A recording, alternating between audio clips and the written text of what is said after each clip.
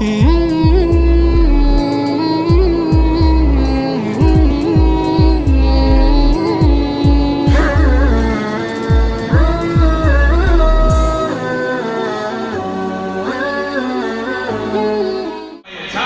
آپ نے جو ہے نماز کو پھر دوبارہ پوری کی. تو دیکھو میرے نبی اور سجدے سہو کیا اس وقت نماز میں بات کرنا جائز تھا, اس لیے بات کرنے سے نماز نہیں ٹوٹی. بعد میں وہ سسٹم بدلا ہے. بہرحال تو سجدے سہو کر کے آپ نے نماز پوری کی, تو اگر آپ کو بھول نہ ہوتی تو سجدے سہو کا مسئلہ کہاں سے آتا؟ تو آپ کی بھول بھی امت کے لیے رحمت بنی. آپ کی بھول بھی امت کے لیے رحمت بنی. اگر آپ کو نماز میں بھول نہ ہوتی تو سجدے سہو کا مسئلہ کہاں سے آتا کہ کبھی امت کو ایسا ہو جائے تو کیا کرنا؟ تو یہاں مسئلہ معلوم ہوا. یہ تو بھول آپ کی نیند بھی رحمت بنی, آپ کی نیند بھی رحمت بنی. ایک مرتبہ غزوہ خیبر کے موقع پر سفر میں ہیں, آپ غزوے سے تشریف لا رہے ہیں اور رات میں سفر کرتے رہے. حضرت بلال کو کہا کیا ہم رات بھر چلے ہیں, تھوڑی دیر آرام کریں گے, صبح فجر کے وقت ہم سب کو جگا دینا. اور بلال نے کہا ٹھیک ہے یا رسول اللہ. سارے صحابہ سب سو گئے, آپ بھی سو گئے. اور بلال نے وہ ٹیک لگا کر جو اونٹ کا کجاوا جو ہوتا ہے اوپر باندھتے ہیں وہ نیچے رکھا اور اس پہ ٹیک لگا کے وہ بیٹھ گئے کہ صبح صادق ہوگی تو سب کو اٹھا دوں گا. گھڑی تو تھی نہیں, آسمان کی طرف جو ہے نگاہ کر کے بیٹھ گئے. وہ بھی چلے, تھکے ہوئے تھے, نیند آ گئی, سب سو گئے. یہاں تک کہ جب سورج کی کرنوں نے, سورج کی شعاعوں نے میرے نبی کے چہرے انور کا بوسہ لیا, سورج کی کرنیں آپ کے چہرے پر پڑی, آپ کی آنکھ کھلی, سورج نکل گئے. آپ جلدی سے گھبرا کر اٹھے اور کہا کہ بلال یہ کیا, جگایا نہیں؟ کہ اللہ کے رسول جس ذات نے آپ کو سلا دیا اس نے مجھے بھی سلا دیا. یعنی آنکھ لگ گئی, کیا کروں؟ تو پھر آپ نے کہا کہ چلو بھائی جلدی اب تھوڑا آگے چلو, سستی دور ہو. پھر آپ نے وضو کرنے اور نماز پڑھنے کا حکم دیا اور جماعت کے ساتھ قضا نماز پڑھائی. فجر کی نماز سورج نکلنے کے بعد قضا نماز جماعت کے ساتھ پڑھائی. اور امت کو یہ سبق ملا کہ اگر نماز قضا ہو جائے اور نہ پڑھ سکے تو کیسے پڑھیں گے. قضا ہوگی نہیں ہوگی تو کیسے کریں گے. اذان بھی دلوائی اور باقاعدہ جماعت کے ساتھ, کیونکہ سب کی چھوٹ گئی تھی تو قضا بھی کی. تو میرے نبی کی نیند بھی رحمت بنی. میرے نبی کی نیند بھی ایسی ذات رحمت والی ملی کہ آپ کی نیند بھی رحمت بنی.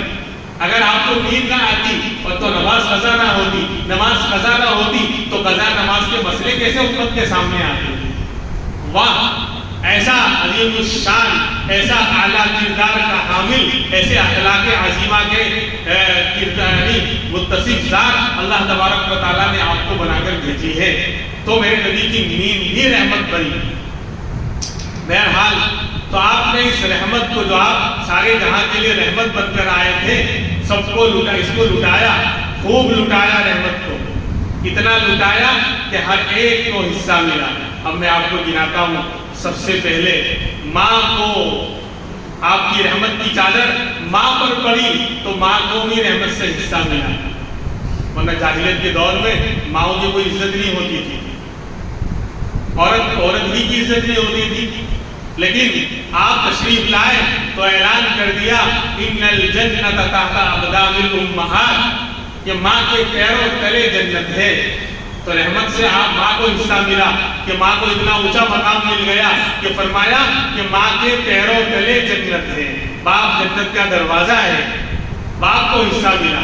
اور یہ حصہ ملا کہ ہر ایک مرتبہ محبت کی نگاہ ڈالنا ماں باپ پر, حج ہونے کا ثواب, یہ ماں کو اور باپ کو آپ کی رحمت والی ذات سے حصہ ملا, اتنا اونچا مقام مل گیا.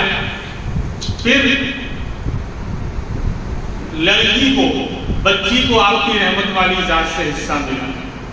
کیا پہلے جو ہے زمانے جاہلیت میں آپ کے تشریف لانے سے پہلے لڑکیوں کی کوئی عزت نہیں تھی, بلکہ لڑکی پیدا ہوتی تو فقر کے خوف سے یا عار اور شرم کے خوف سے کہ کسی کی شادی کرائیں گے, کسی اور کیا جائے گی, یہ تو ہمارے لیے عار کی بات ہے, یہ تو ہمارے لیے شرم کی بات ہے. تو عار یا شرم کی وجہ سے یا فقر و فاقہ کی ان کے خوف سے زندہ دفن کر دیا کرتے تھے. صغیر بیٹی کو، معصوم بچی کو باپ لے جاتا اور درندگی کے ساتھ دفن کر دیا کرتا تھا. لیکن میرے نبی کی رحمت والی ذات سے بچیوں کو بھی حصہ ملا. آپ کی رحمت بچیوں پر پڑی تو ان کو بھی حصہ ملا، ان کا بھی مقام بڑھا دیا. فرمایا اس کے پاس 2 بچیاں ہوں، اس کی 2 بچیاں ہوں، ان کا اچھا نام رکھے، اچھی تربیت کرے اور اچھی طرح ان کی شادی کرا دے تو کل وہ جنت میں میرے ساتھ اس طرح ہوگا. دونوں انگلیوں کو ملا کر آپ نے بتایا میرے قریب ہوگا جنت میں. تو ایک صحابی نے پوچھ لیا یا رسول اللہ اگر ایک بچی ہو تو؟ صحابہ بھی دین کے معاملے میں اور آخرت کے معاملے میں اجر و ثواب حاصل کرنے کے معاملے میں بہت آگے ہوتے تھے. آج ہم دنیا کے معاملے میں آگے ہیں کہ 1 کا 10 مل رہا ہے، 10 کا 20 کہاں ملے گا، 1 کا 20 کہاں ملے گا. اس کے چکر میں تو ہر کوئی رہتا ہے، پر اس سے زیادہ اور نفع کہاں ملے گا. لیکن صحابہ دین والے تھے تو انہوں نے کہا کہ اگر ایک بچی ہو تو کہا ایک بچی کے لیے بھی وہی فضیلت ہے کہ اس کو بھی اچھا نام رکھا، اچھی تربیت دی، اچھی تعلیم دی اور اچھی جگہ نکاح کرا دیا تو وہ بھی میرے ساتھ جنت میں اس طرح ہوگا. تو آپ کی رحمت والی ذات سے بچیوں کو بھی حصہ ملا، پھر بیوی کو بھی حصہ ملا، بیوی کو بھی حصہ ملا. ہاں کیا فرمایا آپ نے انا خیرکم خیرکم لأہلی وانا خیرکم لأہلی. تم میں بہتر وہ ہے، یہ کون؟ جو لمبی لمبی تسبیح پڑھنے والا ہو، تہجد پڑھنے والا ہو، لمبے لمبے صدقے کرنے والا ہو؟ نہیں، فرمایا خیرکم خیرکم لأہلی. تم میں بہتر وہ ہے جو اپنے گھر والوں کے نزدیک بہتر ہو، اپنے بیوی اور بچوں کے نزدیک بہتر ہو. اس کو بیوی کہہ دے ہاں یہ ہمارے شوہر بہت اچھے ہیں. خیرکم خیرکم لأہلی. تم میں بہتر وہ ہے جو اپنے گھر والوں کے نزدیک بہتر ہو. یہاں تو لمبے لمبے سجدے اور وہاں بڑے بڑے پٹکے، سمجھے؟ گھر میں جا کے جلال سنگھ رحمت اللہ علیہ بنا ہوا ہے. باہر مسجد میں اور لوگوں میں تو وہ حضرت کے اخلاق کے تو کیا کہنے، ایسا لگتا ہے سارے اخلاق کے پہل لیے ہیں گہنے اور اخلاق کے سمندر لگے ہیں حضرت سے بہنے. اور جب گھر گئے تو وہ جلال سنگھ رحمت اللہ علیہ، یعنی سب پورا نظام ہل جاتا ہے، در و دیوار بھی کانپنے لگتے ہیں. نہیں، فرمایا خیرکم خیرکم لأہلی. تم میں بہتر وہ ہے جو گھر والوں کے نزدیک بہتر ہے. اور کہا خالی میں زبان سے نہیں بولتا وَأَنَا خَيْرُكُمْ لِأَهْلِي، اور میں تم میں سب سے بہتر ہوں اپنے گھر والوں کے نزدیک. یعنی پریکٹیکل کر کے بتلایا، صرف کہا نہیں، بتایا کہ میری ذات اپنے گھر والوں کے نزدیک تم میں سب سے بہتر ہے. اسی لیے ازواج مطہرات جو ہماری مائیں ہیں، آپ کی بیویاں ہیں، وہ آپ کے اوپر قربان ہو جایا کرتی تھی کہ اللہ کے رسول گھر میں تشریف لاتے تو ہمارے ساتھ گھر کے کام کرنے لگ جاتے، گھر کے کاموں میں ساتھ دیتے. ایک مرتبہ آٹا گوندا، روٹی پکائی نہیں پکی، وہ مسئلہ الگ ہے کیونکہ امام الانبیاء کا ہاتھ لگ گیا تو جلی نہیں. یعنی گھر کے کام کے اندر ہمارا ساتھ دیتے تھے. تو فرمایا کہ آپ کی رحمت والی ذات سے بیوی کو بھی حصہ ملا کہ بیوی کے لیے اتنا عظیم الشان پروٹوکول اور فضیلت کی بات آپ نے بیان فرمائی کہ جو گھر والوں جس کو بیوی کہہ دے کہ اچھا ہے تو واقعی وہ اچھا ہے. چاہے لمبے لمبے سجدے نہیں کرتا، لمبی لمبی تسبیح نہیں پڑھتا، فرائض ادا کر، اس کا مطلب یہ نہیں کہ نماز نہیں پڑھنا ہے، زکات نہیں دینا ہے. فرائض تو ادا کرنا ہی ہے، جو ذمہ داری ہے وہ تو اللہ کے حق کو بھی ادا کرنا ہے اور بندوں کے حق کو بھی ادا کرنا ہے. دونوں باتیں.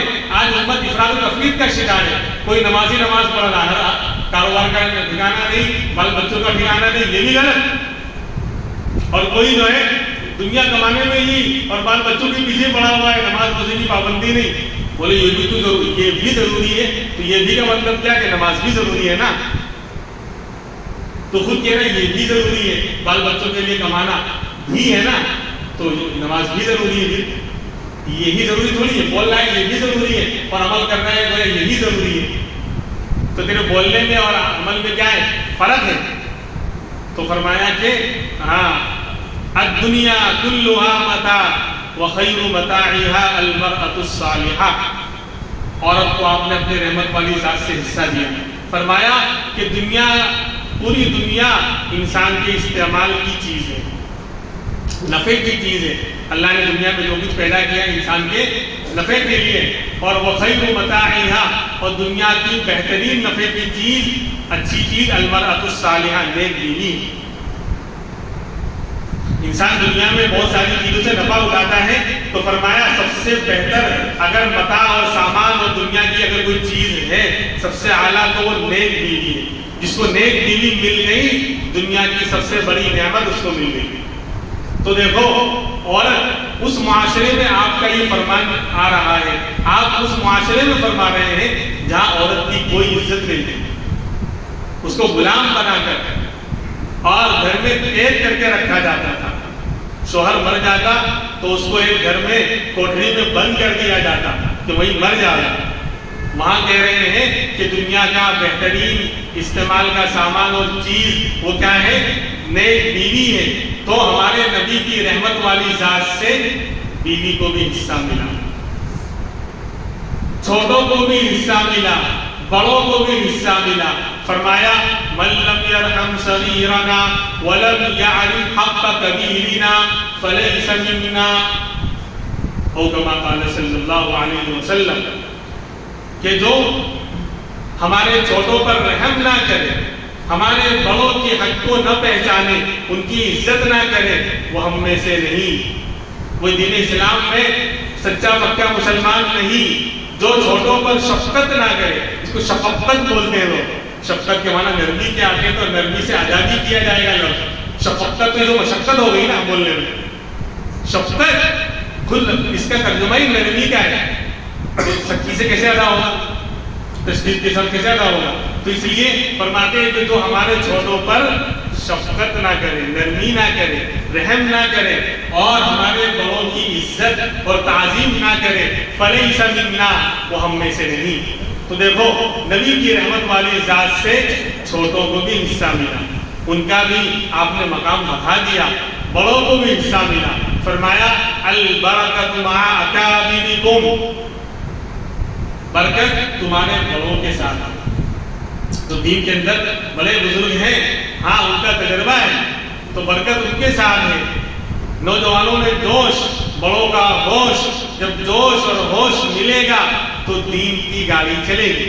جیسے آج اسٹیمر اور جو انجن چلتا ہے یہی تو سسٹم ہے کہ بھاپ، وراڑ جس کو گجراتی میں بولتے ہیں، بھاپ، اسٹیم اور پانی دونوں سے جو ہے گاڑی چلتی ہے.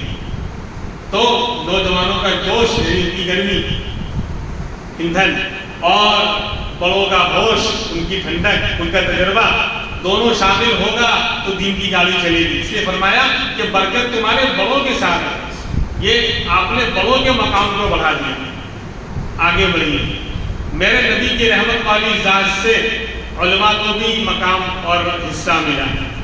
فرمایا العلماء ورثۃ الانبیاء، کہ علماء جو ہیں وہ انبیاء کے وارث ہیں، دین کے ذمہ دار ہیں. تو علم والوں کا بھی آپ نے مقام بڑھا دیا. نبی کی رحمت والی ذات سے علماء کو بھی حصہ ملا، اور جو دین کے پڑھنے پڑھانے والے طالب علم ہیں، اسٹوڈنٹ ہیں، ان کو بھی حصہ ملا. فرمایا من خرج فی طلب العلم فالجنت فی طلب، کہ جو علم حاصل کرنے کے لیے نکلا تو جنت اس کی طلب میں ہے. جو علم کی طلب میں نکلا ہے تو جنت اس کی طلب میں ہے. آج ہر مسلمان جنت کی طلب میں ہے، لیکن علم کی طلب کرنے والے طالب علم کے لیے جنت خود اس کو طلب کر رہی ہے کہ آ جا. تو میرے نبی کی رحمت والی ذات سے طالب علم کو بھی حصہ ملا کہ جو طلب علم کے لیے نکلے گا جنت اس کی طلب میں ہے. پھر میرے نبی کی رحمت والی ذات سے بزنس مین، تاجر کو بھی حصہ ملا. ہم سمجھتے ہیں خالی نماز، روزہ، زکات یہی دین ہے، یہ بھی دین ہے، لیکن دین تو 24 گھنٹے کی زندگی کے اندر سب دین ہے، بس طریقہ نبی کا ہو اور اللہ کا حکم ہو۔ تو اگر بندہ تجارت کر رہا ہے، بزنس کر رہا ہے، تو وہ بھی کیا بن جائے گا؟ دین بن جائے گا، اگر اللہ کے حکم کے مطابق اور نبی کے طریقے پر کرے گا۔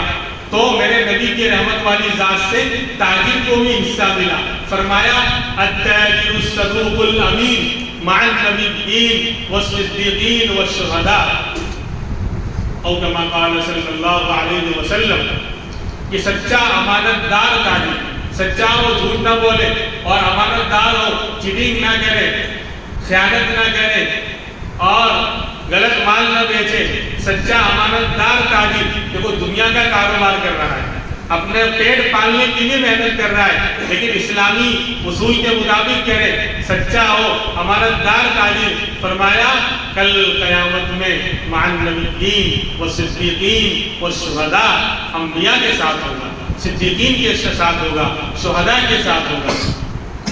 کتنا اونچا مقام، نبیوں کا مقام سب سے اعلیٰ، شہید جس نے اللہ کے راستے میں اپنی جان قربان کر دی، تو اس کے ساتھ اس کا انجام ہوگا، جو سچائی کے ساتھ اس نے بزنس کیا، امانت داری کے ساتھ کاروبار کیا، تو کل قیامت میں یہ انبیاء کے ساتھ ہوگا۔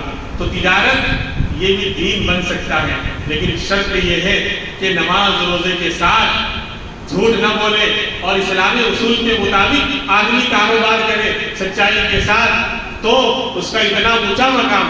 تو تاجر کو بھی میرے نبی کی رحمت والی ذات سے اتنی اعلیٰ اور یعنی لمبی چادر آپ نے رحمت کی پھیلائی، سب کو اپنے اندر لے لیا، سب کو رحمت والی چادر سے حصہ دیا، تو تاجر کو بھی حصہ ملا۔ میرے نبی کی رحمت والی ذات سے مزدور کو بھی حصہ ملا۔ ایک صحابی آئے گاؤں کے رہنے والے، انہوں نے آ کر آپ سے ملاقات کی اور ہاتھ ملایا تو جب اپنے ہاتھ ملا تو ان کا ہاتھ بہت سخت معلوم ہوا۔ آپ نے ان کا ہاتھ اپنے دونوں ہاتھوں کے اندر پکڑے رکھا اور پوچھا، اے فلاں تم کیا کرتے ہو؟ تمہارے ہاتھ بہت سخت ہیں، بہت کڑک ہیں۔ اللہ کے رسول میں مزدور آدمی ہوں، ہاتھوں سے محنت کرتا ہوں، پتھر توڑتا ہوں اور مزدوری کرتا ہوں، تو اسی لیے ہاتھ جو ہے ہاتھوں میں گٹھے پڑے ہیں، ہاتھ سخت ہیں۔ تو آپ بہت دیر تک ان کے ہاتھوں کو پکڑے رہے اور فرمایا الکاسب حبیب اللہ، الکاسب حبیب اللہ، کہ اپنے ہاتھ سے محنت کرنے والا اللہ کا محبوب ہے، اللہ کو پسند ہے کہ جھوٹ نہیں بول رہا، چیٹنگ نہیں کر رہا، جوا نہیں کھیل رہا، غلط کاروبار اختیار، محنت کر رہا ہے، مزدوری کر رہا ہے، ہاتھ سے محنت کر رہا ہے۔ آپ کو اس کا یہ انداز، ان کا ہاتھ اتنا پسند آیا، فرمایا الکاسب حبیب اللہ، کہ ہاتھ سے محنت کرنے والا اللہ کا محبوب ہے۔ سمجھداری بات؟ تو مزدور کو بھی آپ کی رحمت والی ذات سے حصہ ملا۔ پھر جانوروں کو بھی آپ کی رحمت والی ذات سے حصہ ملا۔ آپ کی رحمت اتنی اعلیٰ تھی، آپ رحمت للعالمین بن کر آئے تھے، تو جانوروں کو بھی حصہ ملا۔ آپ ایک باغ میں تشریف لے گئے تو وہاں پر ایک اونٹ آیا، اور اونٹ آ کر آپ کے پاس کھڑے ہو گیا، اور اس نے آپ کے پاؤں مبارک کے پاس اپنی گردن جھکا دی اور اس کی آنکھوں سے آنسو بہ رہے ہیں، اس کی آنکھوں سے آنسو بہ رہے ہیں۔ آپ نے کہا کہ اس کا مالک کون؟ تو ایک صحابی نے کہا کہ یا رسول اللہ میرا اونٹ ہے۔ کہا یہ آپ کی شکایت کر رہا ہے، کہ تمہاری شکایت کر رہا ہے کہ تم اس سے کام زیادہ لیتے ہو اور کھانے کو اور آرام کم دیتے ہو، کام زیادہ لیتے ہو اور کھانے پینے کو اور آرام کم دیتے ہو۔ تو ایک اونٹ کو بھی، جانور کو بھی آپ کی رحمت والی ذات سے حصہ ملا۔ کس نے بتایا اس کو کہ یہ رحمت والی ذات ہے، یہاں مسئلے حل ہوں گے؟ آپ مدینہ منورہ کے باہر تشریف لے جا رہے ہیں، ایک پہاڑ کے پاس ایک یہودی نے ایک ہرن کو پکڑا ہوا ہے، ہرن کو پکڑ لیا ہے، وہ ہرن نے جب آپ کو دیکھا وہ کچھ یوں منہ سے کچھ بڑبڑانے لگی، کچھ بولنے لگی، وہ یہودی دیکھ رہا ہے، تو آپ نے کہا یہ ہرن مجھ سے یہ درخواست کر رہی ہے، مجھ سے درخواست کر رہی ہے کہ اس کے بچے چھوٹے ہیں، پہاڑ کے پیچھے ہیں، بھوکے ہیں، کہ اس کو کہو کہ مجھے چھوڑ دے، میں دودھ پلا کر آ جاؤں گی، پھر مجھے پکڑ لیں۔ تو یہودی کہنے لگا کہ کیا گارنٹی، آپ اس کی گارنٹی لیتے ہو جو واپس آئے گی؟ تو امام الانبیاء نے کہا کہ ہاں میں گارنٹی لیتا ہوں۔ اس نے چھوڑا، وہ بھاگتے ہوئے گئی پہاڑ کی طرف اور تھوڑی دیر میں واپس آ گئی۔ وہ یہودی ہکا بکا رہ گیا اور اس نے اشہد ان لا الہ الا اللہ و اشہد ان محمد رسول اللہ پڑھ کر اسلام قبول کر لیا۔ تو آپ کی رحمت والی ذات سے ایک ہرن اور جانور کو بھی حصہ ملا۔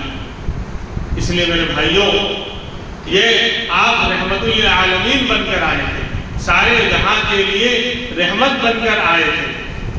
اور یہ ربیع الاول کا مہینہ ہمیں یہ سبق دیتا ہے کہ ہم اپنے نبی کی سیرت کو پڑھیں، آپ کی سنتوں کو پڑھیں، آپ کی زندگی کو پڑھیں اور اپنے اندر آپ کے اخلاق کو پیدا کرنے کی کوشش کریں۔ اللہ تبارک و تعالی ہمیں نبی کے اسوے پر چلنے کی توفیق عطا فرمائے۔ اب ایک اعلان ہے، ہمارے لیے بڑی خوشی اور مسرت کی بات ہے کہ آئندہ کل سنیچر کے دن عشاء کی نماز کے بعد جامعہ فیضان القرآن کی مسجد جی ایم کمپاؤنڈ میں مسجد فاطمہ ہے، وہاں 9 بجے عشاء کی نماز ہوگی اور اس کے بعد تفسیر کا ویکلی پروگرام شروع ہونے جا رہا ہے، یعنی ہر ہفتے تفسیر ہوگی۔